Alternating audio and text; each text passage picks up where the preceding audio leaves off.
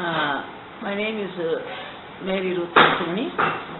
I was born on 8th September 1947 during the Razakars time, and I was the fourth one in my family. We are all together 8 children, and my father was a great athlete, and he represented the Nizam government, and he played basketball in Delhi, Agra, and he was a great runner, and he achieved many things in the sports field. Whereas my mother was born after 4 sons, so she was really petted by her parents and brothers, and she was a very innocent lady. And I grew up in my grandparents' house, but later on we had a lot of problems, domestic problems, and I was really not a happy child when I was small. I had to struggle a lot. I did not get good education, which I longed for, but God's mercy was there on me and led me in my childhood.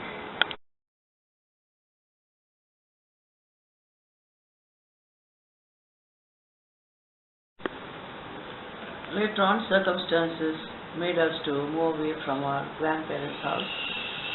We had to move to RTC quarters, which is nearer to Hebron, Hyderabad, Hebron Church. My father was forced to send us to Hebron for the Sunday class, and we started going,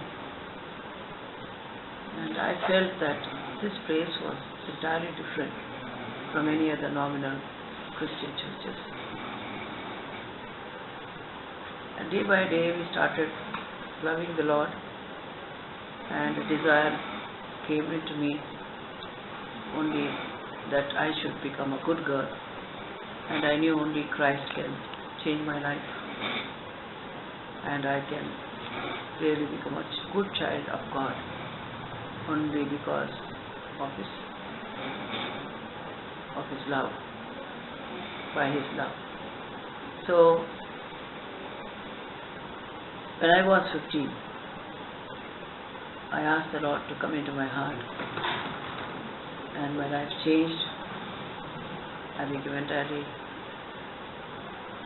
a different child, a different girl, and when I was baptized, maybe after 2 or 3 days, on Sunday, I had a peculiar experience. After completing my PUC, I started working in a school, and I learned much in that school, and since then I started loving that profession. I love to teach in that school, and at the age I was became very friendly with Sister Chandra, though she was much older to me, and she loved me a lot, and she was praying for me, for my future, and we children were not really known much by the people over there, because my parents were not coming to Hebron. But Sister Chandra and Sister Angel had a great burden for me and for my sister. They wanted to settle our lives, and the day came. They told this matter to my parents, and my parents agreed, and took me to Hebron, Jerusalem during the Holy Convocation, and I had to go with my parents to that place, and my would-be husband Albert Selvaraj had come along with his mother from Bangalore to Chennai, Jerusalem. So one day Brother Bhaksing called us, and we were introduced to one another and asked us to pray for this matter, and we started really praying for this matter very seriously. And I started asking the Lord, is it your will that I should go to that faraway place? I am not used to cooking and other things. So the Lord had mercy on me, a sinner saved by grace. Many times I grieved Him, but still He was so gracious towards me, and in my daily portion He spoke to me very clearly from Acts chapter 7 verse 3, and said unto him, Get thee out of thy country and from thy kindred, and come into the land which I shall show thee. I was really shocked. I said, how can a great, mighty, almighty, holy God can speak to a human who is made of dust? But still it is true. And still I had many questions in my heart. I said, one day as I was going towards Hebron, I asked the Lord, one more question, Lord. Better, I will not ask you any more. If I marry this man, will my children be blessed? Will my children love you? Will my children be a witness for you? This is my only longing. I never asked riches, I never asked great things. I asked only this: will my children be right with you, Lord? My tears rolling down my eyes, though I was only 22 years, but I asked this big question to my Lord. And I entered Hebron. It was a walkable distance from my house to Hebron. And after reaching there, after worship, after table, there was as usual, main message was to be given by Brother Dasan, who was a great Bible teacher. He said, shall we turn our Bibles to Isaiah chapter 44, he said. And he told, shall we read the whole chapter alternatively? I just opened my Bible, and as we were reading alternatively, the third verse says, for I will pour water upon him that is thirsty, and floods upon the dry ground. I will pour my spirit upon thy seed, and my blessing upon thy offspring. I started shivering. I said, Lord, how can this happen, Lord? I have asked this and you have given. Now I will never question you in my life. At any cost, I am willing to obey you, go forward in my life. Thank you, Lord, for answering my prayer. And after that, my brother, after 1 week, my brother came and asked me. I said, yes, the Lord gave me promises and I am willing to marry this man. And on the other side, my husband was a very peculiar man. He was he gets dreams and visions. And one day when he was praying for his marriage, for this marriage proposal, and he had a dream. In that dream, he was in Hyderabad, and he was cycling and coming into the gate, the Hebron gate, and everybody started asking him, Why did you come? Have you come to see the girl? He felt very shy, and he returned back, trying to go away from Hebron. So then he felt that he was missing the way. He came back and kept his cycle and went into the pandal where hundreds of people were kneeling down. He also knelt down. And when he knelt down, he saw one hand coming and giving me a slip of paper. In that it is written, your marriage date will be 7/70. And he has not shared this with anybody.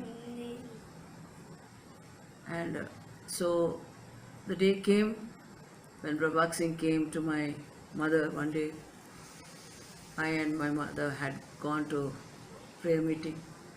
The day he came and told that he will be staying in Hebron only for 2 days.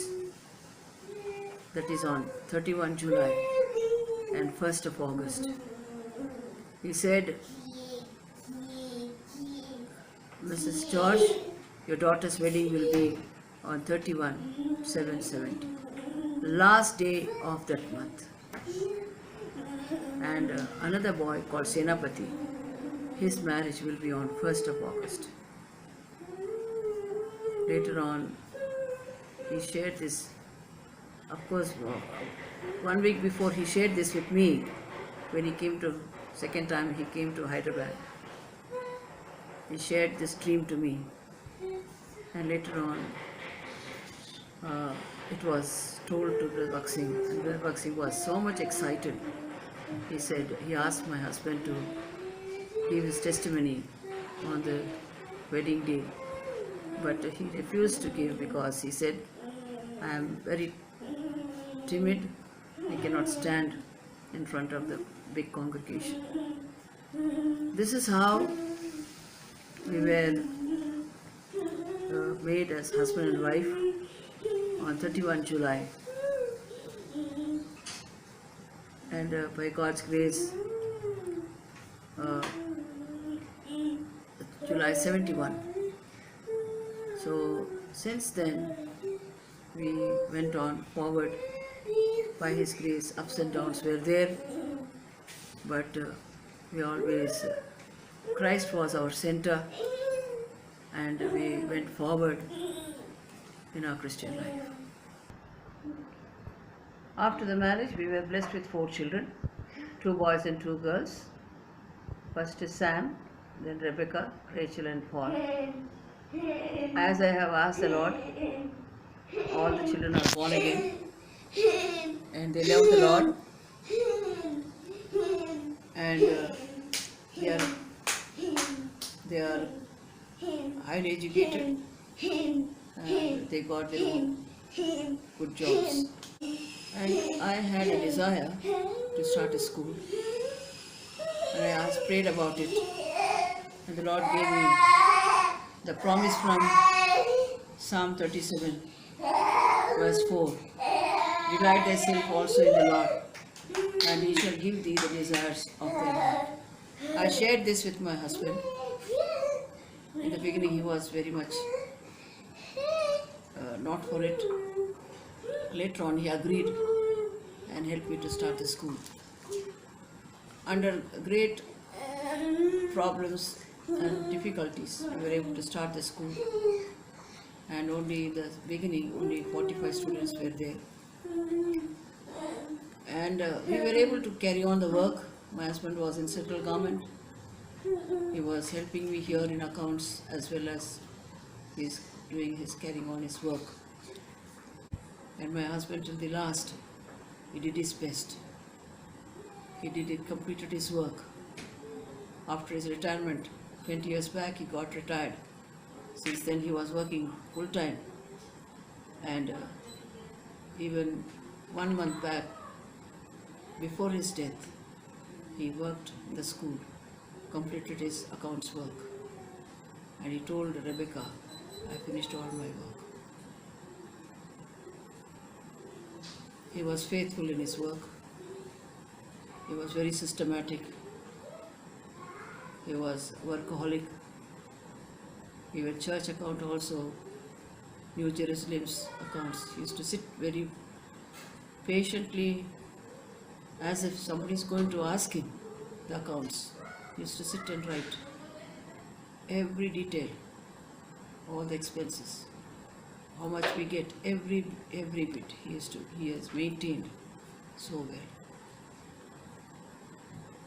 We can only say that God's name was glorified in and through his life. Even on the day of his death, God's name was glorified. If we were able to see a man thrown out, chosen by the living God to do his eternal purpose, let all glory be to God. Thank you.